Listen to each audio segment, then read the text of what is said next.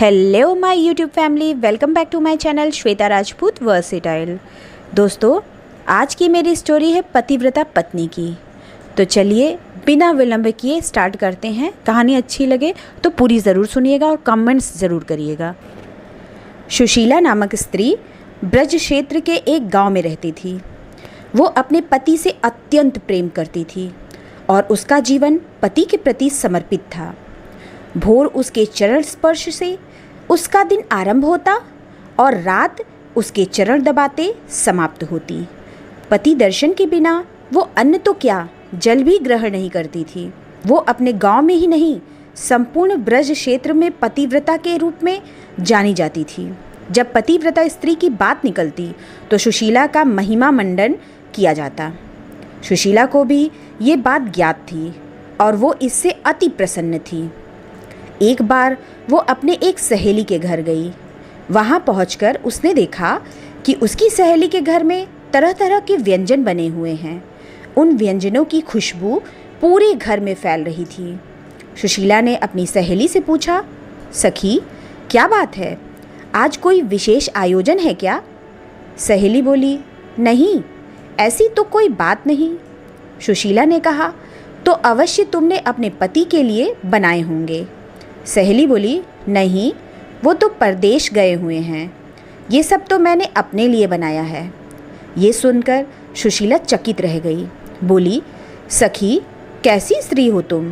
तुम्हारा पति परदेश में है और तुम उनकी अनुपस्थिति में ऐसे व्यंजन पकाकर खा रही हो।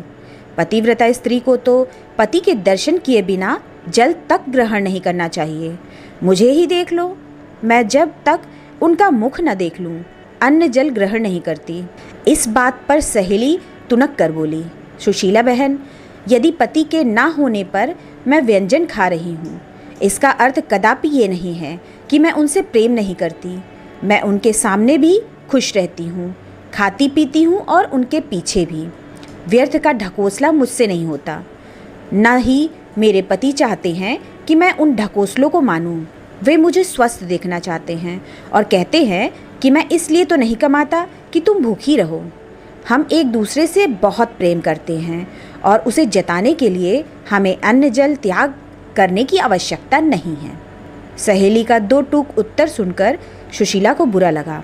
वो प्रतिकार किए बिना न रह सकी और बोली, तुम्हारे अनुसार जो सही हो वो करो, किंतु मैं कहूँगी कि ये पतिव्रता धर्म नहीं है। शास्त्रों के अनुसार पतिव्रता स्त्री को पति का मुख देखे बिना, उसके खाए बिना अन्न जल ग्रहण नहीं करना चाहिए। उसके बाद वो अपने घर चली आई। घर आकर उसने सारी बात अपने पति को बताई और पूछा कि बताओ, क्या मैं गलत हूँ? पति सुशीला की अपने प्रति कर्तव्य परायणता और प्रेम से अभिभूत था, किंतु ये भी सोच रहा था कि पति के दर्शन बिना अन्न जल ग्रहण ना करना व्यवहारिक नहीं है। यदि पति एक माह के लिए कहीं चला जाए तो बिना अन्न जल के स्त्री जीवित कैसे रहेगी? इसलिए उसे लगता था कि कहीं सुशीला का ये व्यवहार मात्र ढोंग तो नहीं। उस दिन उसने निश्चय किया कि वो सुशीला की परीक्षा लेगा। उसके बाद से वो सुशीला को परखने लगा। कभी वो खेत से देर से लौटता, कभी स्नान करने में विलंब करता, कभी परोसा हुआ भोजन छोड़कर काम का कोई बहाना कर घर से निकल जाता। सुशीला हर बार उसकी परीक्षा में खरी उतरती। एक दिन पति ने सुशीला से कहा, आज मेरा पुए और खीर खाने का मन है, तुम झटपट से ये व्यंजन बनाकर तैयार करो, मैं खेत से आता हूँ। कहकर वो घर से निकल गया। सुशीला पुए और खीर बनाने में जुट गई। जब पुए और खीर तैयार हो गए तो उसकी खुशबू से सुशीला के मुंह से लार टपकने लगी। मगर उसका पति घर पर नहीं था, इसलिए वो दरवाजे पर बैठकर उसकी प्रतीक्षा करने लगी। आधा दिन बीतने के बाद उसका पति आया तो उसने कहा, जाओ झटपट स्नान कर लो, पुए और खीर मैंने कब से तैयार कर रखे हैं। पति सुशीला की परीक्षा लेने को आतुर था तो वो बोला, तनिक मैं अपने एक मित्र के घर से होकर आता हूँ, और फिर घर से चला गया। सुशीला का भूख से बुरा हाल था, मगर वो अपने पति को रोक नहीं सकती थी। वो फिर उसकी प्रतीक्षा में बैठ गई। उसका पति शाम को वापस आया तो सुशीला बोली, अब झटपट नहा लो, सुबह से पुए और खीर बनाकर रखी है, कब खाओगे? पति कुछ देर थका होने का बहाना कर आनाकानी करता रहा, किंतु सुशीला के बार बार जोर डालने पर वो लोटा, बाल्टी और रस्सी लेकर कुएं पर स्नान करने चला गया। सुशीला प्रसन्न थी कि अब उसे पुए और खीर खाने को मिलेगी। कुछ देर बाद उसे पति के पैरों की आहट सुनाई पड़ी और उसका हृदय पुए और खीर के बारे में सोचकर प्रफुल्लित हो उठा। किंतु तभी घर के देहरी पर उसके पति का पैर फिसला और वो गिर पड़ा। सुशीला दौड़कर उसके पास गई और उसे उठाने का प्रयास करने लगी। उसका पति चारों खाने चित्त था, उसकी आंखें फैल चुकी थीं। कुछ ही देर में सुशीला को समझ आ गया कि अब उसका पति नहीं रहा। उसका हृदय द्रवित हो गया। वो दहाड़ मारकर रोना चाहती थी, तभी उसे पुए और खीर का ध्यान आया, जिसे खाने के लिए वो सुबह से प्रतीक्षारत थी। उसने सोचा कि पति तो जीवित नहीं, रोने धोने से भी जीवित ना हो पाएंगे, पड़ोसी अवश्य जुट जाएंगे, फिर पुए और खीर खाने का अवसर प्राप्त नहीं हो पाएगा।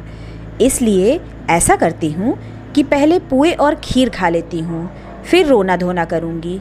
ये विचार आते ही वो झटपट रसोई घर में गई और पुए और खीर उड़ाने लगी। उसका पति वास्तव में मरा नहीं था, बल्कि उसकी परीक्षा ले रहा था। वो चुपके चुपके सुशीला को देखता रहा। मन भरकर खाने के बाद सुशीला मुंह धोकर लंबा सा घूंघट ओढ़कर पति के पास गई और उसे सीने से लगाकर दहाड़ मार मार कर रोने लगी। वो कहते चली जा रही थी, तुम तो चले परम धाम को, हम हूँ सु कुछ बखौ। बखौ मीन्स कहो। उसका पति कुछ देर तक उसका नाटक देखता रहा। फिर अगली बार जब सुशीला ने कहा, तुम तो चले परम धाम को, हम हूँ तू कुछ बखौ। बखौ मतलब कहो। तो पति ने उत्तर दिया, खीर सड़ोपा करी तो पनुम कू तो चखो। ये सुनकर सुशीला हक्की बक्की रह गई। उसे समझ आ गया कि उसका पति जीवित है और मरने का नाटक कर रहा है। उसके बाद उसने लज्जा से सिर झुका लिया और सोचने लगी कि क्यों मैंने अपनी जिह्वा पर नियंत्रण नहीं रखा। किंतु अब उसके पति धर्म की पोल खुल चुकी थी। उस दिन के बाद से उसने कभी अपने पतिव्रत होने का ढोल नहीं पीटा। दोस्तों, ये थी उत्तर प्रदेश की लोक कथा पतिव्रता पत्नी की कहानी। आपको ये कथा कैसी लगी हमें कमेंट बॉक्स में कमेंट करके ज़रूर बताइएगा।